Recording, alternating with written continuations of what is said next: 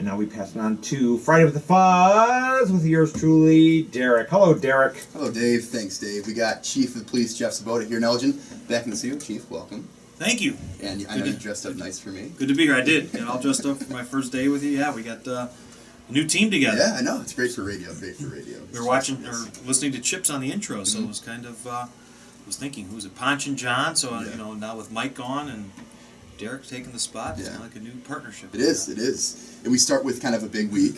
You were featured on ABC7. There was a news feature at this past, I think it was yesterday, the day before, about the grant getting the body cams. So the body cams are on the officers now. So how is that going so far? First off, how was the I guess the look in by the news? How did that go over? Did you watch their broadcast? How did they do? Yeah, Commander Lally ran with it, as well as some of our people from our technical investigations unit with Sergeant Bisegli, and they did. Phil Mikey, I think is his name, from Channel 7 came out, spent a few hours with us, rode with Sergeant Hartman, who's actually wearing some of the body cameras. So it's been a long process. People are because they've heard about it for so long now, they're like, doesn't everybody have cameras in Elgin? You guys have been talking about it forever, but this is such a big project, and it goes all the way back to, you know, getting the grant, which was the $250,000 matching grant, and Christy and the team from Anna and Jim and everybody put in for this grant. Christy did a nice job writing it up, so we get the grant. And then now it's all the technology that goes with it. How do we store all the data? Where do we wear them? On our head, on our chest? A lot of those things. The law was passed not too long ago, so it now gives us guidelines. And so we're now kind of working off of that to see how it works in Elgin. But Commander Ladd has been doing a great job having informational sessions within the police department, because one of the things we wanted to make sure early on was that the officers understand what we're trying to accomplish here, and they do. And so we've worked with the supervisors, the officers, the union, plenty of informational meetings. Everybody gets what we're trying to accomplish, and like I've been saying, and Anna ran with it yesterday on the news, again with Sergeant Hartman. But you know, it's just one more tool that we're going to have officers out there, and I'm happy to have as much video of the Elgin Police Department that we can get, because I think we do it right as far as how we interact with the public. And so if we can capture all that on tape, I think it'll be very good. So we're having about 10 people testing about 5 or 6 different cameras over the past couple months, and our goal is by summer, we don't have a specific date, but sometime this summer we'll have the cameras actually rolled out, where officers are on a daily basis going to be assigned a camera and be able to have it all the time for themselves. And you know, I had a neighborhood meeting yesterday with some of the local clergy and talking about concerns as far as, you know, can't officers, as we've seen in Chicago, just shut off the camera. You know, if something that they don't want captured, they'll just turn off the camera. Well, there's actually rules with that. It's actually built into the law. We have policies within the police department. So while physically someone could just shut off the camera, there are consequences for that, and there are very strict rules on when a camera has to be on, when it has to be off, how long it has to be kept.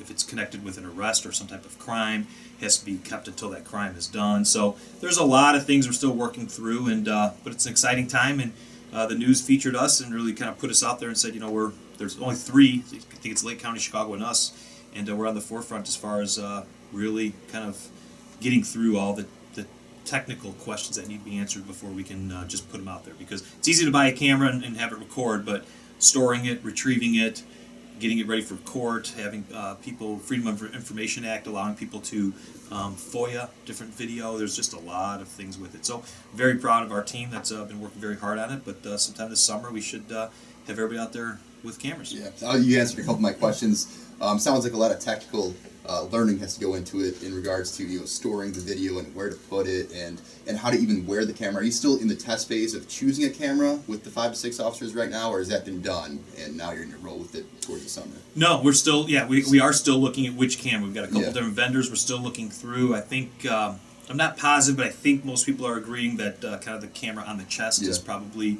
it's the most comfortable, having something around your face and your eyes, while that might be a better view and a better vantage point as far as what it looks like, because then it's really what the officer sees. As I turn my head, I see you, versus, you know, the camera constantly just looking straight forward.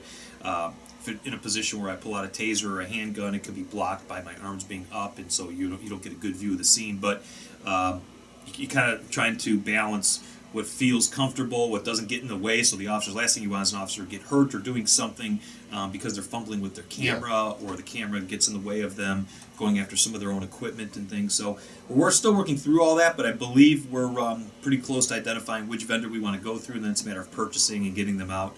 But we're really, the old adage, measure twice, cut once. With something this big and this expensive, we're measuring, 5-10 times, and then we're just going to eventually, once we go down a road of how we're storing the data, with who's the vendor we're going with, we're kind of stuck with that for a long time. Changing platforms would be very difficult. So we're being very diligent, taking our time, and but I think at the end of it, we're going to have a lot of the questions answered. We shouldn't find many of the pitfalls. We'll still find some, but we should get most things answered in our test phase. Yeah. You said only Elgin, Lake County, and Chicago have these cameras right now with the grants. Any other police stations contact you, ask you how it's going, if they want to implement it eventually, if they get a grant for Elgin or for body cameras for their police officers? Yeah, we get a lot of contacts. I forward them to Commander Lally, who's really kind of heading it up. But we get contacted routinely on what we're looking at. We are also reaching out. I think there's also going to be a kind of a group meeting in Washington, all the people who got the grant, so that people can learn from each other. That's coming up, that I know our team is going to be attending as well.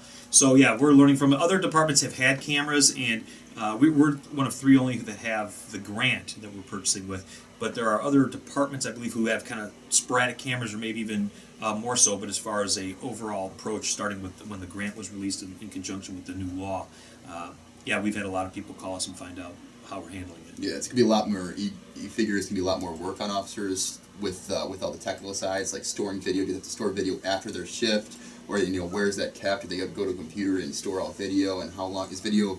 Is that kept forever? I mean, can people always, with the FOIA, you said people can want to retrieve some of that video if they file an act for it. Yeah, the law really spells out as far as if it's so the camera has to be on during a law enforcement type activity. If it's sensitive in nature, talking with someone inside their home, they can ask that it be turned off. Dealing with the domestic, dealing with issues with children. So there are some reasons that an officer would turn it off. Should be no extra real work on the officer, but definitely some more tasks. So like you said, downloading of the video. And that's what we're still trying to figure out as far as how we download it. I mean, not figure out like we don't know, but there's a few different ways we could go. But we have cameras, we've had them now for I think 10 years or more in the squad cars. Mm-hmm. And so we've got a very nice system where all we have to do is drive into the back of the station and automatically downloads. We used to have to like plug into kind of a little port area that downloaded it. Now it wirelessly downloads. And so our goal is to have something very similar where an officer would be able to just have something where as they come into the station it's automatically downloading.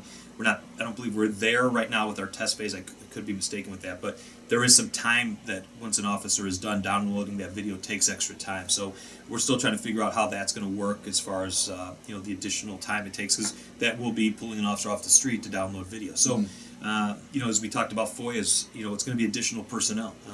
We're already very busy with getting a lot of Freedom of Information Act type of requests from media, citizens in general, legal counsel for people.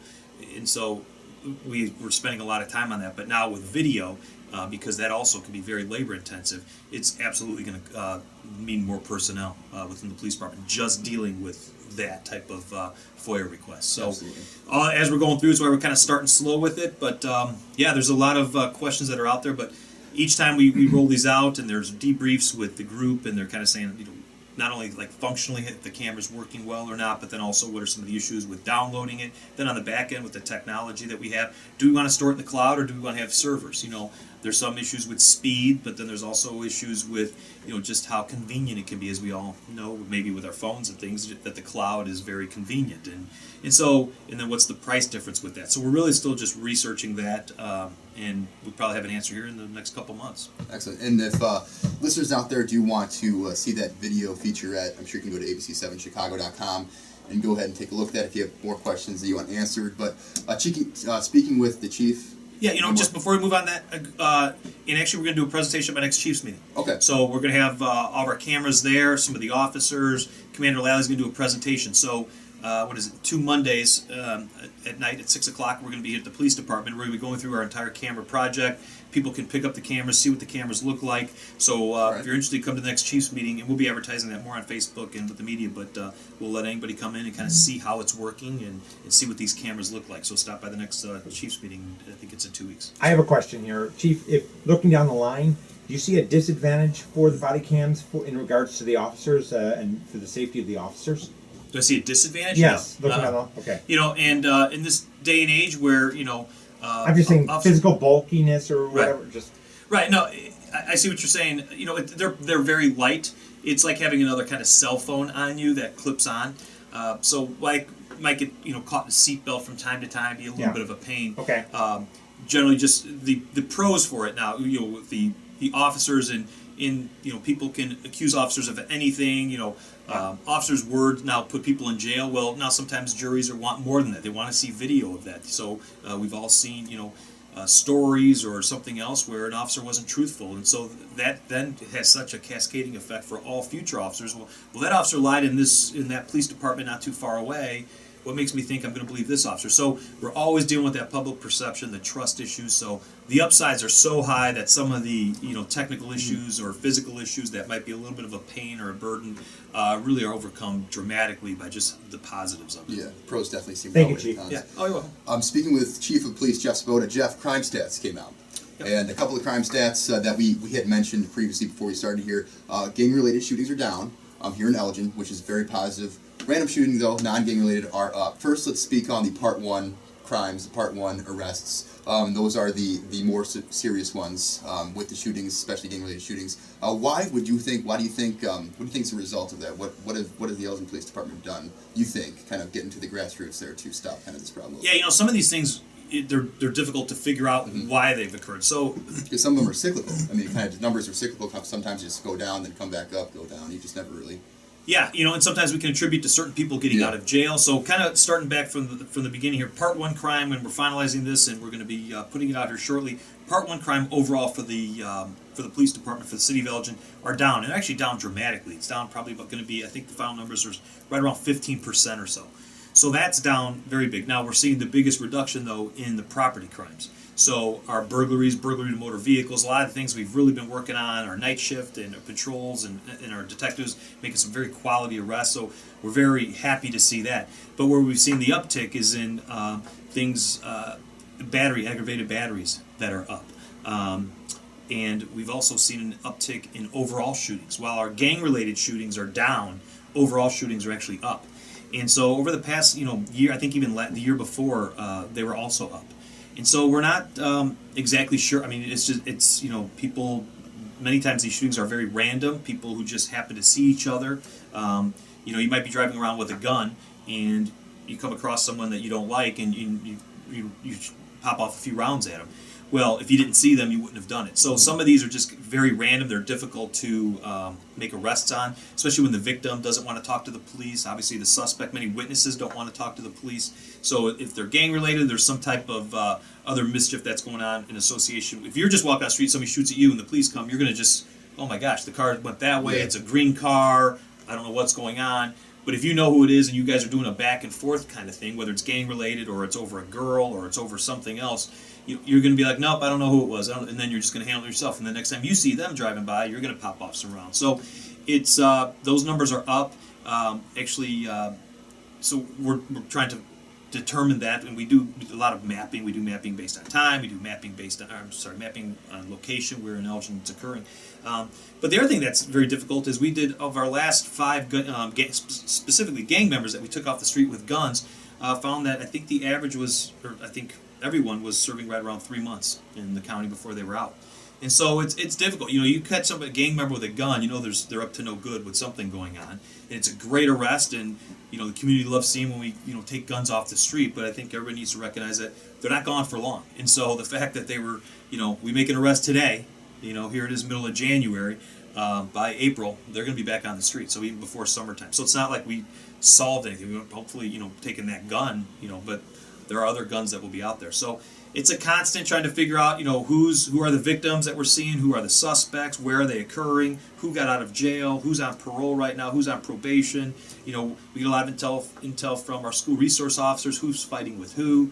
So our gang unit is very proactive. Our unit for special assignment, they're always working these cases, and so it's difficult. But that's kind of in a basket where we're at. Overall crime, Part 1, down. Violent crime, up. and specifically as it relates to aggravated batteries, is probably, I think, the biggest increase we had. Robberies was right about the same. Robberies, we were at a, so some of this stuff, it's, you know, when you're talking about crime stats, you're always talking about the year before. So you could have a terrible year the year before, and then, you know, this year have an average year and say, oh, look how much crime is down. So we really try to take trends that go back about 10 years as we were at last year. And I believe our robberies were either at a 10-year or a 25-year low. Our burglary to motor vehicles were at a 25-year low. So sometimes when we're saying, it's up a little bit or it's right about where it was, overall, over the past decade or two, it's dramatically down. You know, I think this year we had right around 65-ish robberies that have occurred. And I think that was, you know, in years past we were well over 100, and so being down at 65, although there's no change, I think we had the the exact same as we had last year. You know, it's still 65 different robberies, and you know, crime stayed the same, so it didn't go up, it didn't go down. So you kind of feel, oh, okay, we're kind of, you know, treading water here. But when you look at over the last decade or so, it's down dramatically. And this is with the advent now of the, you know, robberies used to be very straightforward. You see someone, you rob them, take their money. Now, with, as we've seen things with Backpage or on social media, I'm selling a cell phone. Come meet me in the park at 3 o'clock in the morning. Well, when you show up and hit you over the head and take your phone, that's a robbery. Even though you kind of put yourself in a weird spot, was that phone stolen or not? So there's a lot of new types of robberies that we're dealing with. So we'll be putting that out probably next week, and we'll be getting out our final crime numbers. But that's kind of where it's at in a nutshell. And just to remind listeners out there, one of those ways to get robbed is on Craigslist. If you meet somebody and you want to buy a vacuum or something like that in a random area, and maybe it's at night or not as well lit, and you can get robbed, the Elgin Police Department offers the Elgin Police Department to come in and do that transaction. Oh yeah. We've had cars sold inside. I mean, they don't pull the cars in the lobby, but people come in and talk inside the lobby. We have a lot of things. You know, if people are having any type of issue, you know, it's we see it daily where you know, ex-husbands and wives, you know, exchange the kids. Maybe there's a, you know, tumultuous relationship and they don't feel comfortable doing it anywhere else, so they meet at the lobby. And so, you know, the police department belongs to the community. That lobby, although due to some of the personnel and staffing issues that we've had, we now close our lobby at night. So, you know, anywhere between like 10:30 and 11 o'clock at night until 5 or so in the morning, we actually we don't have somebody sitting at the front desk. You can come in and press a button, and we can have officers come there, but we don't keep the lobby open. But any other time, I mean, that's the community's lobby. So we encourage people, if there's something that they need to exchange with someone, they need to meet someone, the lobby is always there for people, again, that their tax dollars pay for it, so they can come down and use it. Excellent. Well, Jeff, we'll probably talk more about crime stats next week as well, yeah, as those are continuing to unfold. And once again, thank you for coming into the studio, and thanks for carrying the show this time, as that was pretty easy for me. I threw a couple questions. I talked a lot right there. Well, yeah, it's kind of like the West Coast offense. I just toss the ball out and just run around with it. It was great. So, Jeff, thanks again for coming in, and we'll see you next week. Thanks for having me, everyone, and have a safe and happy long weekend. And I know some Martin Luther King celebrations coming up this weekend as well, so everyone have a very happy holiday. You're listening to AM 1410 WRMN in Elgin.